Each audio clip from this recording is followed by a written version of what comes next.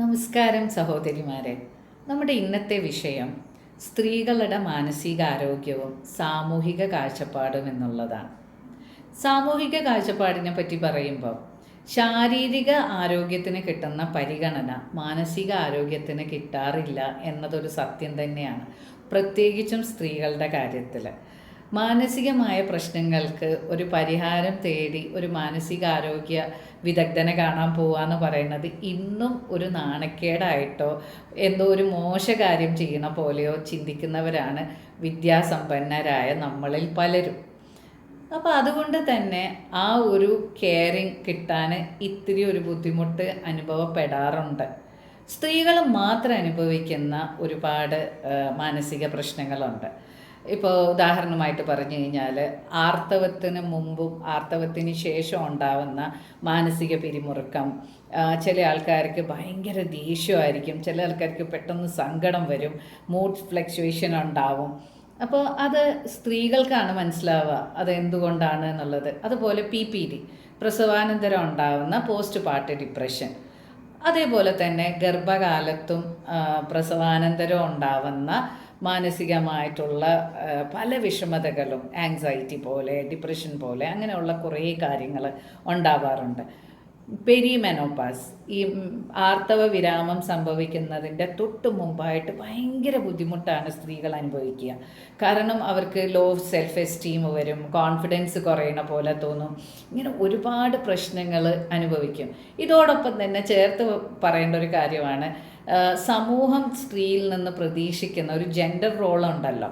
അപ്പോൾ അതിൻ്റെ എക്സ്പെക്റ്റേഷൻ ഭയങ്കര ഹൈ ആവുമ്പം അവിടെ ഞാൻ എത്താൻ പറ്റുന്നില്ല, എനിക്ക് നല്ലൊരു മാതാവാകാൻ സാധിക്കുന്നില്ല, അല്ലെങ്കിൽ എനിക്ക് നല്ലൊരു ഭാര്യ ആവാൻ സാധിക്കുന്നില്ല, അല്ലെങ്കിൽ എന്നെ ആരെങ്കിലും കമ്പയർ ചെയ്യുമ്പോൾ ഞാൻ അവിടെ ചെറുതാണ്, ഇങ്ങനെയൊക്കെ എക്സ്പെക്റ്റേഷൻ, സമൂഹത്തിൻ്റെ എക്സ്പെക്റ്റേഷൻ അനുസരിച്ച് അല്ലെങ്കിൽ കുടുംബത്തിൻ്റെ എക്സ്പെക്റ്റേഷൻ അനുസരിച്ച് ഉയരാൻ പറ്റാതിരിക്കുമ്പോൾ തോന്നുന്ന ഭയങ്കര സങ്കടമായിരിക്കും, അല്ലെങ്കിൽ സ്വയം അവനവനോട് തന്നെ ഒരു മതിപ്പില്ലാതെയാവും. അപ്പോൾ ഇങ്ങനെ ഒരുപാട് കാര്യങ്ങൾ സ്ത്രീകൾ അനുഭവിക്കുന്നുണ്ട്. അവർക്ക് ഈ എക്സ്പീരിയൻസ് തുറന്ന് പറയാൻ എന്തുകൊണ്ട് സാധിക്കുന്നില്ല എന്ന് ആദ്യ കാലഘട്ടത്തിലൊക്കെ ഞാൻ ചിന്തിച്ചിട്ടുണ്ട്. പക്ഷേ എൻ്റെ ഈ വർഷങ്ങളുടെ എക്സ്പീരിയൻസ് വന്നപ്പോൾ എനിക്ക് മനസ്സിലായി, അതവർ തുറന്നു പറയുമ്പോൾ പോലും അതിൻ്റെ ആ പ്രാധാന്യത്തോട് അത് കേൾക്കാനോ അതിനു വേണ്ടി ഒരു മാർഗം കണ്ടെത്താനോ പലപ്പോഴും കുടുംബത്തിൽ നിന്ന് പോലും സപ്പോർട്ട് ലഭിക്കാറില്ല. കാരണം സ്ത്രീ പൊതുവെ ഇമോഷണലാണ്. അപ്പോൾ അതുകൊണ്ട് പെണ്ണല്ലേ, അങ്ങനെയല്ലേ, തോന്നുന്നതാണ് എന്നൊക്കെയുള്ളത് എപ്പോഴും കേട്ടുകൊണ്ടിരിക്കുന്നൊരു സ്ഥിരം പല്ലവിയാണ്. അത് വളരെ രസകരമായ വസ്തുത. ഇത് പുരുഷന്മാരെക്കാളും കൂടുതൽ സ്ത്രീകളാണ് സ്ത്രീകളുടെ കാര്യം കേൾക്കുമ്പോൾ ഈ തരത്തിലുള്ള ഉത്തരം പറയാൻ ഉത്സാഹത്തോടു കൂടി പറയും ഇങ്ങനെയൊക്കെ കേൾക്കുമ്പോൾ. അപ്പോൾ പിന്നെ നമുക്ക് എങ്ങനെയാണ് നമ്മുടെ മാനസികാരോഗ്യം നമ്മൾ ശ്രദ്ധിക്കേണ്ടത്? നമ്മളെ മാനസികാരോഗ്യം നമ്മൾ ശ്രദ്ധിച്ച് നമ്മുടെ സന്തോഷത്തോടെ ഇരിക്കുമ്പോൾ, നമ്മുടെ സംതൃപ്തിയോടെ ഇരിക്കുന്ന സമയത്ത് മാത്രമാണ് ഈ സന്തോഷവും സംതൃപ്തിയും നമ്മൾക്ക് മറ്റുള്ളവർക്കും കൊടുക്കാൻ സാധിക്കുക. അപ്പോൾ ഒന്ന്, നമ്മൾ ആത്മവിശ്വാസമുള്ളവരായിരിക്കുക എന്നുള്ളതാണ്. നമ്മൾ എന്ത് ചെയ്യുന്നു അല്ലെങ്കിൽ എങ്ങനെ ചെയ്യുന്നു എന്നുള്ളതല്ല, അതിനെക്കുറിച്ച് നിങ്ങൾക്കുള്ള ആത്മവിശ്വാസം എന്തുമാത്രമുണ്ട് എന്നുള്ളത് നിങ്ങളുടെ മാനസികാരോഗ്യത്തെ ബാധിക്കുന്ന ഒരു വലിയൊരു ഫാക്ടറാണ്. അപ്പം നിങ്ങൾ പ്രൊഡക്റ്റീവായിരിക്കുക. നിങ്ങൾ ചെയ്യുന്ന കാര്യം പ്രൊഡക്റ്റീവാണെങ്കിൽ, വെറുതെ ചെയ്തു പോകുന്നു, ഇപ്പോൾ വീട്ടമ്മയായിക്കോട്ടെ, ഉദ്യോഗസ്ഥയായിക്കോട്ടെ, എന്തും ആയിക്കോട്ടെ, നിങ്ങൾ ചെയ്യുന്നതിൽ ഒരു പ്രൊഡക്ടിവിറ്റി ഉണ്ടെങ്കിൽ അത് നിങ്ങളെ നന്നായിട്ട് എംപവർ ചെയ്യും. ഒപ്റ്റിമിസ്റ്റിക് ആയിരിക്കുക, ശുഭാപ്തി വിശ്വാസം വേണം, എല്ലാത്തിലും നെഗറ്റീവ് കണ്ടെത്തുക, എപ്പോഴും ജീവിതത്തിൽ ഇല്ലാത്ത കാര്യങ്ങളെക്കുറിച്ച് മാത്രം സംസാരിച്ചു കൊണ്ടിരിക്കുക.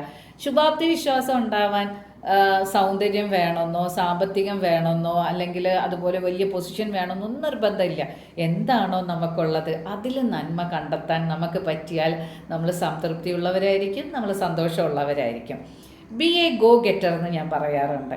കാരണം നമുക്ക് ഭയങ്കര ഡ്രീംസൊക്കെ ഉണ്ടാവേ, പക്ഷെ നമ്മൾ എന്ത് ചെയ്യില്ല, അതിനു വേണ്ടി നമ്മൾ മെനക്കെടാൻ തയ്യാറാവില്ല. ആ ഡ്രീം ഒരിക്കലും നടക്കില്ല. എന്നിട്ട് നമ്മൾ പറയും എനിക്കതിന് ചാൻസ് കിട്ടിയില്ല. ആക്റ്റീവ് ചെയ്യാത്ത ഒരു കാര്യം എങ്ങനെയാണ് നമുക്ക് കിട്ടാൻ പോണേ എന്നുള്ളതാണ് നമ്മൾ ചിന്തിക്കേണ്ടത്. നമ്മൾ ഏത് പേടിയായിക്കോട്ടെ, എന്ത് കാര്യം ചെയ്യാൻ തുടങ്ങുമ്പോഴും പേടിച്ച് പിന്മാറുന്നതിന് പകരം ഒരു പ്രാവശ്യമെങ്കിലും ട്രൈ ചെയ്ത് നോക്കണം. നിങ്ങളുടെ സ്വന്തം സക്സസ്സിൻ്റെ ഒരു സ്റ്റെപ്പായിരിക്കും നിങ്ങളുടെ ജീവിതം മുഴുവൻ നിലനിൽക്കുന്ന മോട്ടിവേഷനായി മാറുക. മറ്റൊരാൾ പറയുന്ന കുറച്ച് കാലം കഴിഞ്ഞാൽ നമ്മളോട് വിട്ടുപോകും. പക്ഷെ നമ്മൾ ചെയ്തൊരു കാര്യം അതെന്നും ഓർമ്മയുണ്ടാവും. കുട്ടിക്കാലത്ത് കിട്ടിയ ഒരു സമ്മാനമാണ് എന്നെ ജീവിതത്തിൽ സ്റ്റേജിൽ നിൽക്കാൻ പ്രേരിപ്പിച്ചതെന്ന് ഒരുപാട് പേര് എന്നോട് പറഞ്ഞിട്ടുണ്ട്. കെയറിങ് ആയിരിക്കണം, അവനവനെ കെയർ ചെയ്യണം.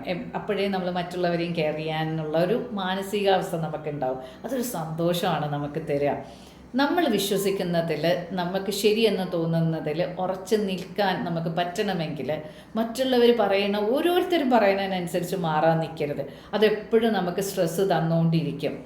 നമ്മളെല്ലാം ഇങ്ങനെ നീട്ടി വയ്ക്കുക, പ്രൊക്രാസിനേഷൻ, നാളെ നാളെ നാളെ നാളെ പെർഫെക്റ്റായിട്ട് ചെയ്യാൻ വേണ്ടിയിട്ടാണ് ഈ നീട്ടി വയ്ക്കണം. പെർഫെക്ഷൻ എന്ന് പറഞ്ഞൊരു സാധനമില്ല. നമുക്ക് പെർഫെക്റ്റായിട്ട് തോന്നുന്ന മറ്റൊരാൾക്ക് പെർഫെക്റ്റ് അല്ല എന്ന് തോന്നാം. അപ്പോഴും നമുക്ക് ബുദ്ധിമുട്ട് അനുഭവിക്കേണ്ടി വരുമല്ലോ. നമ്മൾ പെണ്ണായിരിക്കുന്നതിൽ, സ്ത്രീ ജന്മത്തിൽ നമുക്ക് കിട്ടിയ പല റോളുകളിൽ നമ്മൾ സന്തോഷിക്കുക, നമ്മൾ അഭിമാനിക്കുക. അതും നമുക്ക് വളരെ സന്തോഷം തരും, വളരെ സംതൃപ്തി തരുന്നൊരു കാര്യമാണ്. മറ്റുള്ളവരുടെ കയ്യിലെ പപ്പറ്റായി മാറാതെ സ്വന്തം വ്യക്തിത്വമുള്ള ഒരു സ്ത്രീയായി മാറുമ്പോൾ ആ കുടുംബനാഥൻ ഉണ്ടാവുന്ന വീട്, അതിന് വളരെ മാറ്റം ഉണ്ടാവും. ഒരു സന്തോഷവും സംതൃപ്തിയും നിലനിൽക്കുന്ന ഒരു വീടായിത്തീരും.